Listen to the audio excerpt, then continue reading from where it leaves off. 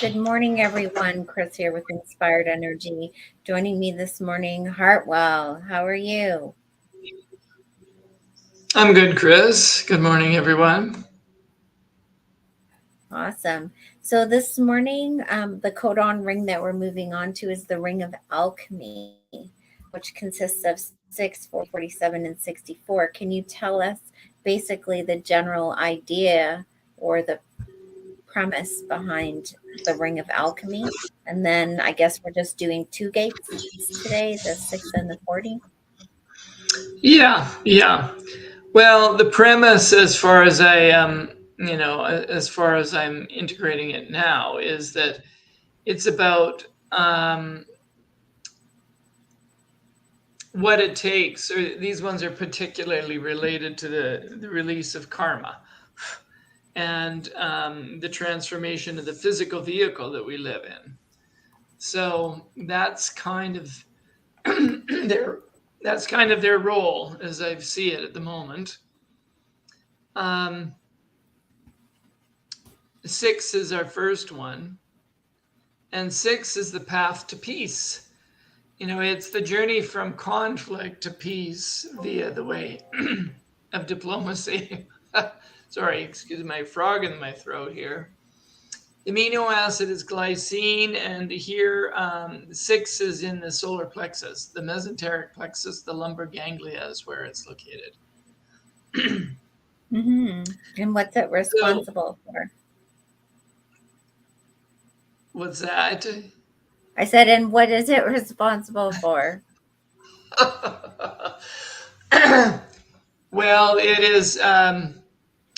It's across from the gate of intimacy in the solar plexus, and so this one relates to conflict, and it has to do with how we relate to our emotional system.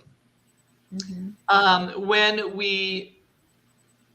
When we make our emotional systems overly important, like most of us do, and identify with them, then it is the source of all human conflict. And suffering. Yeah, lots of suffering, but it's also related to that balance, the pH balance in our body. So in general, it rules all sorts of balances: the balance between male and female, between east and west, between Mm-hmm. religion and science.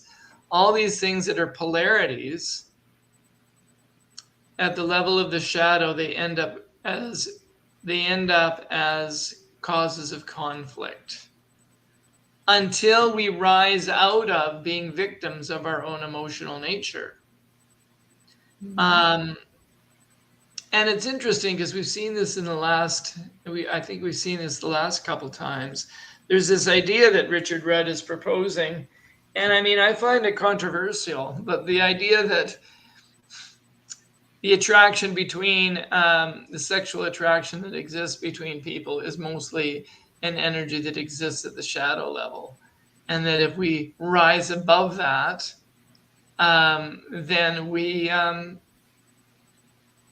if you rise above a mindless, emotional, instinctive attraction to the opposite sex, that Mm-hmm. somehow we um, will be freed of conflict. So it's an Mm-hmm. interesting That's idea. interesting. Yeah.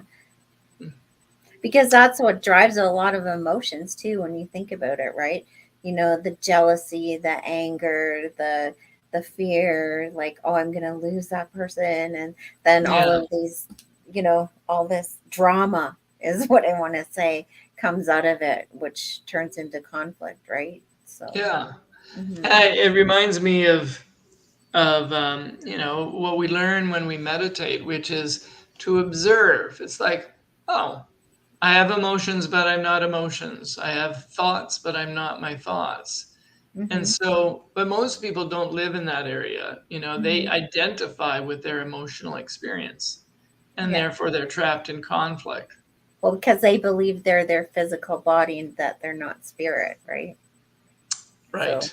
when you change that perception that you're actually a spirit with a suit body instead of a body with a spirit, everything kind of shifts. Mm, I like that. Yeah. Hmm But when we get to the level of diplomacy, which is the gift, then we are able to see through the way our consciousness projects onto other people, our shadow projections onto people. Mm-hmm. And once we have the ability to kind of see through that game, Mm-hmm. then we develop the ability to be honest in the right way and at the right moment. Not the kind of hit people over the head with the truth sledgehammer kind of honesty, Mm-hmm. but a diplomatic, kind, non-attached honesty. And then the friction between the opposites dissolves and allows for a greater exchange of energy. And that's, what often, that's kind of the experience of falling in love. The Mm-hmm. friction dissolves, the barriers are dissolve. And Mm-hmm. so the gift of diplomacy is about the ability to penetrate borders and boundaries and to release them. And at the gift level of peace, if you just think about that word for a moment, peace. Mm-hmm. We become empty. We become empty of all the things that we typically identify with. And so if you're empty, there isn't anything to defend, right? Mm-hmm. If I'm not attached to my emotions and my thoughts and my physical body, what is there to defend? Mm-hmm. Um, so one's awareness becomes fully separated from our emotional nature. And what we previously experienced as longing can now be experienced as peace. And all our myths and memories of the Garden of Eden relate to this Mm-hmm. city, relate to this gene key. And, it was once our experience, and at some point in the future, it'll be our experience again. Mm-hmm. So that's the 6. Yeah. Cool.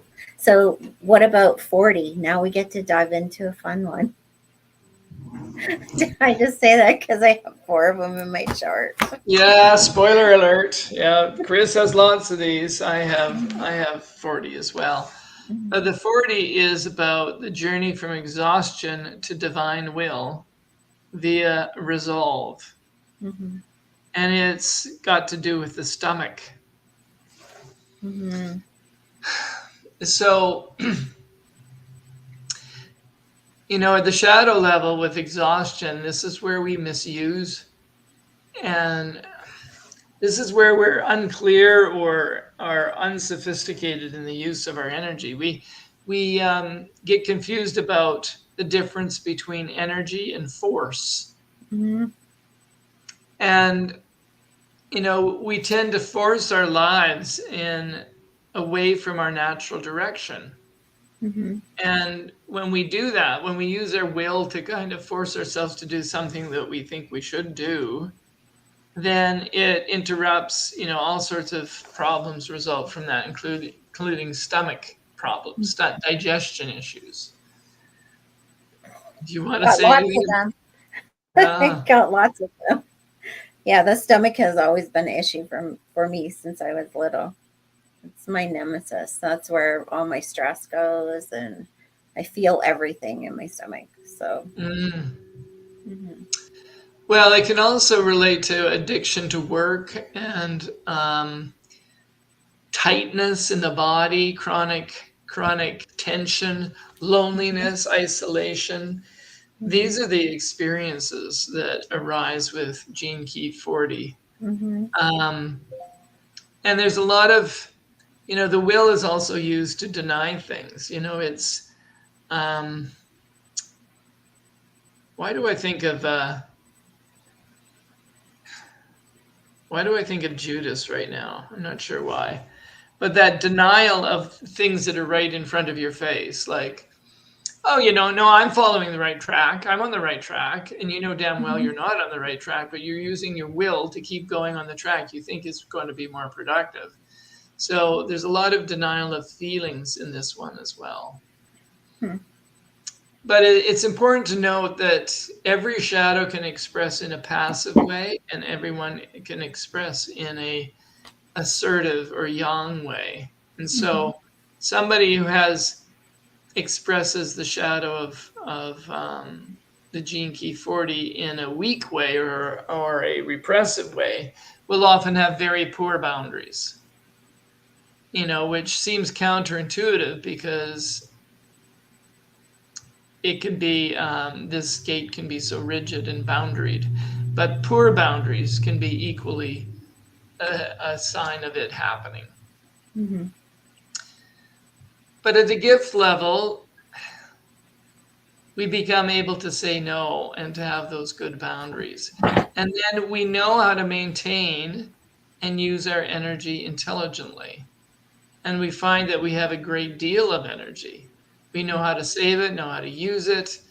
We're adept at giving to ourselves and finding the balance between serving the world and serving, and also seeing to our own enjoyment. So a beautiful balance begins to come out of that, and we learn how to relax. Nothing feels forced anymore. So if you think of the word resolve, there's that sense of, I know what's important to me, and I am going to apply willpower is implied in that from the very beginning. And so there is no reapplication of will, so to speak. Does that make sense? Mm-hmm. It's kind of like, okay, I know what my intention is, and here we go. Because willpower has been built into the direction from the start. And at the level of resolve, we often find that people very much support,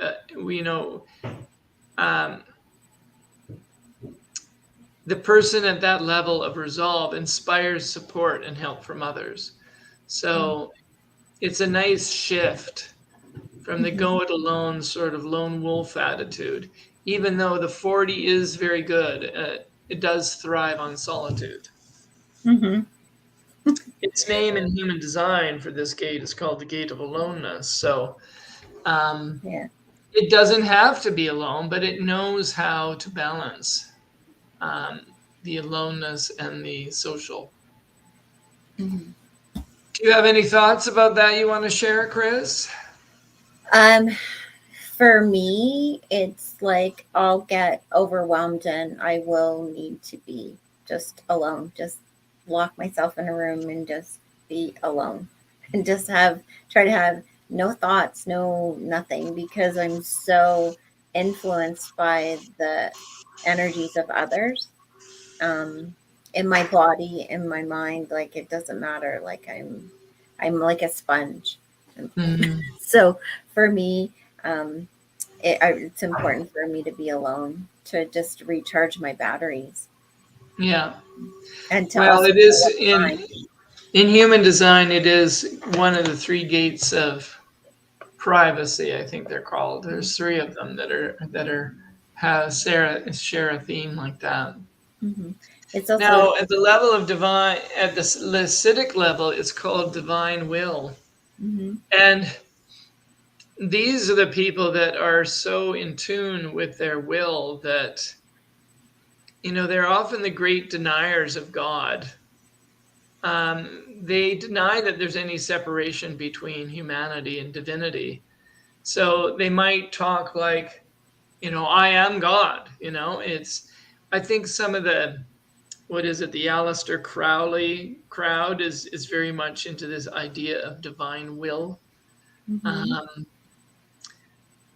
and that God is found in our aloneness, so to speak. Yeah. Um, When I hear it though, I think Thy will be done. When I hear divine will, I don't hear that. Like because I have so many, it's not that I don't. Yeah, it's for me. Divine will is following that path that you were created to follow. When I hear that, I don't think of it as my will. mm, hmm Mm-hmm. Well, it could imply things like that the will aspect of God is very prevalent in that person's mind. That sense Mm-hmm. of the intention of God, the will of God, running the universe. So I Mm-hmm. would expect anybody with the 40 to to be very interested in the idea of free will, but also Mm-hmm. that there's a will that underlies all creation, which is God's will, which is Mm-hmm. maybe what you seek to harmonize with. It's kind of I don't know. I don't know. I guess because I live for miracles and seeing the magic. So it's like,